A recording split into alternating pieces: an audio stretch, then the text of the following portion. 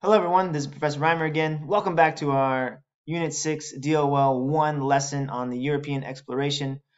Remember, in this lesson we are analyzing the causes of European expansion from 1450 to 1750 and its impact on the Aztec and Inca empires by creating a fictitious interview with an indigenous Amerindian. Remember, we left in the last video. Maybe. Hello? Yes, there it is. Talking about the Treaty of Tordesillas and asking which country is the division fair for which country, Spain or Portugal. Now, a lot of you might have said Spain because look at all that land they were allowed to explore. But remember, at the time, they didn't know that was there. So Portugal was thinking they got a lot of the goodness because this is land that was known, the riches were known. But as we're going to see, Spain perhaps may have been better off in the long run. So let's get right to it. So in 1519, Hernan Cortez, a conquistador, which means a conqueror, sets out to conquer the Aztecs. Remember, we studied the Aztecs in the previous lesson. He lands in 1519, begins marching to the capital, Tenochtitlan, and he takes advantage of some key he has some key advantages on his side. Number one, remember the Aztecs were a brutal conquering force, and they subdued their neighbors through this tribute system where they required people for live sacrifices and for other purposes in exchange for them allowing the nearby city-states to continue to exist and not be slaughtered. And so it had led to some, shall we say, anger amongst the local populations who were willing to ally with these new arrivals to overthrow their oppressors.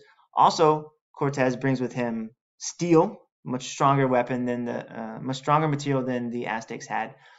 Guns, though not very accurate or deadly, were certainly awe-inspiring to the Aztecs who'd never seen them before.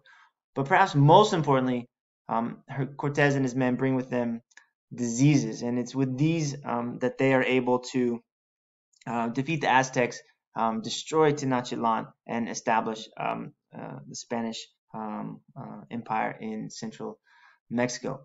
Similar processes are happening to the south in the Andes Mountains with the Incas. Another conquistador by the name of Francisco Pizarro lands there in 1531, and like Cortez, he has guns, he has germs, and he has steel weapons.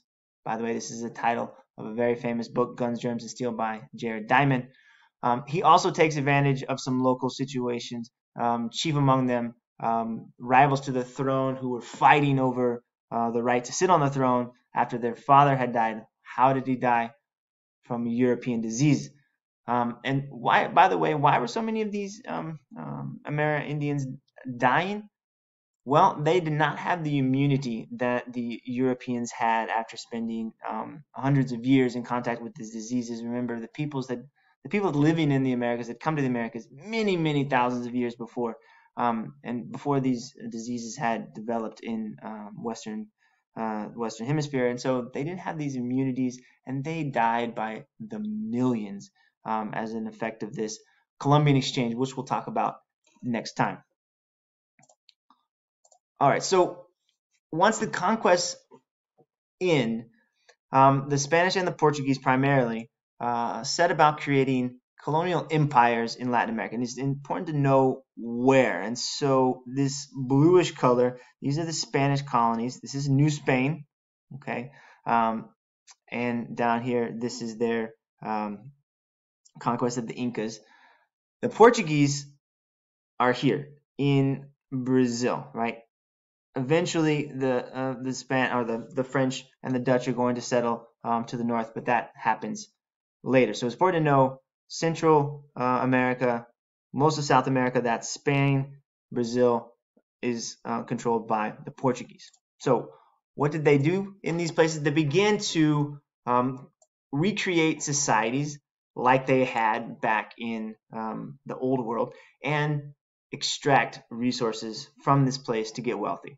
And in doing so, they create both the same classes they had back in Spain and Portugal, but also new classes. So let's break down their social classes. At the top were people known as the Peninsulares. These are officials born in Europe, so-called Peninsulares because they were born on the Iberian Peninsula. They had the wealth and the power in the society.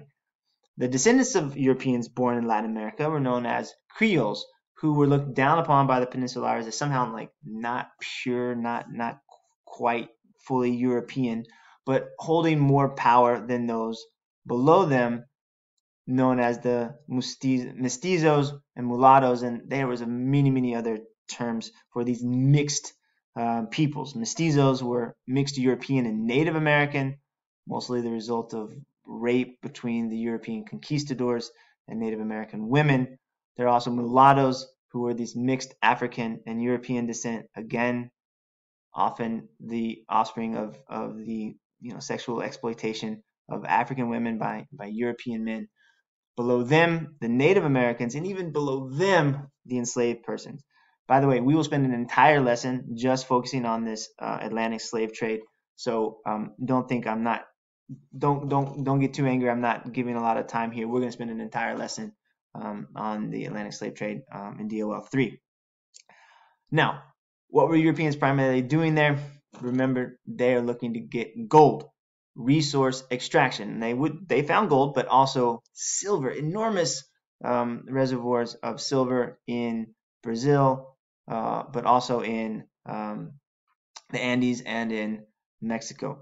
Also, they began to set up plantations, which we'll talk about in the lesson on the Atlantic slave trade, where they are growing cash crops, primarily sugar, but also tobacco. And to staff and to have people to perform labor on these, they turn to something they're quite familiar with, a manorial system, which in the New World is called the encomienda system. Basically, these European nobles, these peninsulares, were granted large tracts of land called encomiendas, and all the people living there thus became their laborers, their serfs, as they would have been known back in Europe, and they owed labor in exchange for the protection and the cultivate the civilizing effect of the Europeans who were going to train them in all things proper.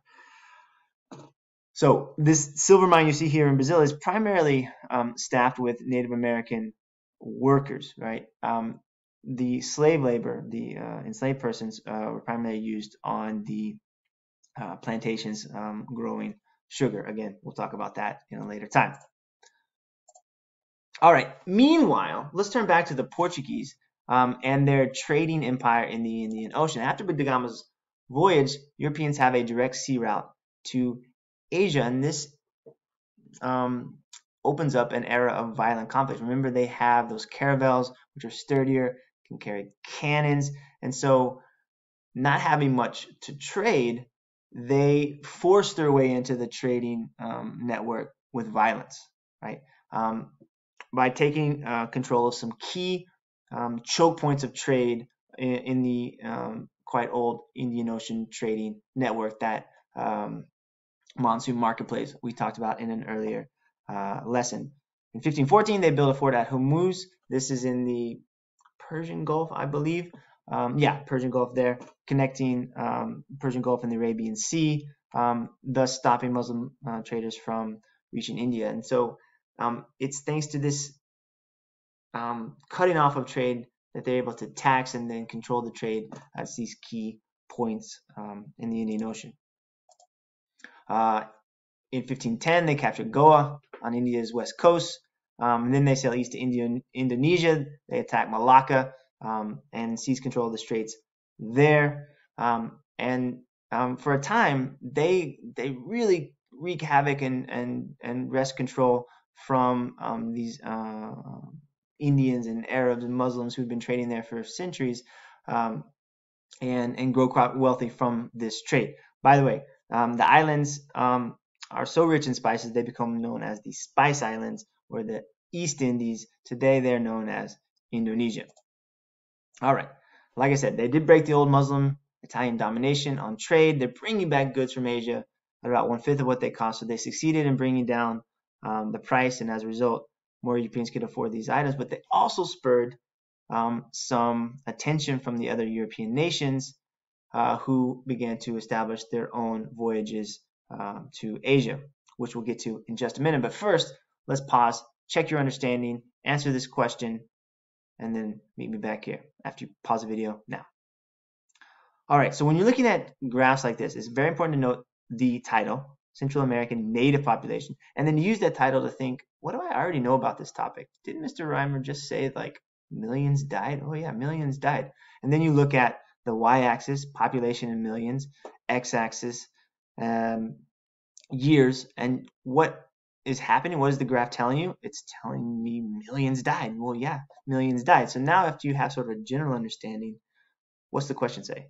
The graph above represents the consequence of what historic event? Why did all these millions of Americans die? Well, it's because the Europeans are arriving and bringing with them their diseases. And that would lead you to answer B. All right, here we go. Moving to the end of our lesson on European exploration, let's finish by talking about those rivals that arise, primarily the English and the Dutch. Now, the Dutch, they are the peoples who live in the Netherlands. I know it's a bit confusing that they're not really the similar words in English, but Netherlands, Dutch, have been ruled by Spain since the early 1500s, but won independence in 1581 and set about becoming a leading sea power. And they're very quickly able to break the Portuguese control over the Asian region, primarily because the Portuguese just didn't have enough manpower, didn't have enough ships, and the Indian Ocean system was too large for them to be able to completely control it. Plus, the English and the Dutch, they create something new as a way to finance their voyages. It's called a joint stock company. Stock, right? Ownership of a company jointly. So like the whole company was owned by many people who bought stock. In other words, gave money to the company in exchange for a little certificate saying, hey, I have part ownership of the company, and when the company does well, I'll make more money. So it was a way to spread the risk, diversify the risk, and also raise the money necessary for these overseas explorations, because they're hugely expensive. And these companies also had this enormous power because the English and the Dutch rulers weren't that rich and powerful enough to sort of like send their own explorers like the Spanish and the Portuguese. So the companies kind of like acted like governments. They could make money or mint money, make treaties, and raise their own armies. And so they become the de facto rulers in a lot of these places in the colonies. All right, all of this exploration and colonization leads to what's known in Europe at the time as the Commercial Revolution. Essentially, Europe grows incredibly wealthy as a result of this trade, this exploration, this colonization, and these new financial practices. And it's going to spur this economic thinking at the time, theory at the time, known as mercantilism. It's very key. And it argued that the power of a country, the strength of the country, was dependent on the amount of gold and silver it had in the treasury. Well, how did you get gold and silver? Well, the easiest way would go dig it up, like the Spanish were doing in Mexico. But if you couldn't, you would want to have a favorable balance of trade, meaning the gold leaving your treasury was less than the gold coming in. In other words, your imports were less than your exports. In other words, you're selling more stuff than buying. And how are you able to do this? You relied on your colonies to produce so much of the goods that you needed in your own country. And this is going to be a huge idea as we move forward in the course. I want to make sure I mentioned it now. All right, to our task for Unit 6 DOL 1. It is this fictitious interview. So fictitious meaning fake. So you're making it up with an indigenous person, someone from the Americas in the 16th century. Show me you master this objective, which I just put on the slide. I want at least 5 questions. You can write them, or if you want to really be awesome, you could record the interview, maybe even like add some voices. But what I would say to help you really create that backstory of your person. Where does that person live? Is it former Aztec? Is it Aztec? Is it Inca? What's their occupation? Where do they fall in that social class? What happened in their recent past? Put all that in your interview. Got to go. Usually it just cuts me off. Maybe something is different. Maybe it doesn't cut me off anymore. Anyway, that's the assignment, guys. I'll see you in the Google Meet. Thanks for watching.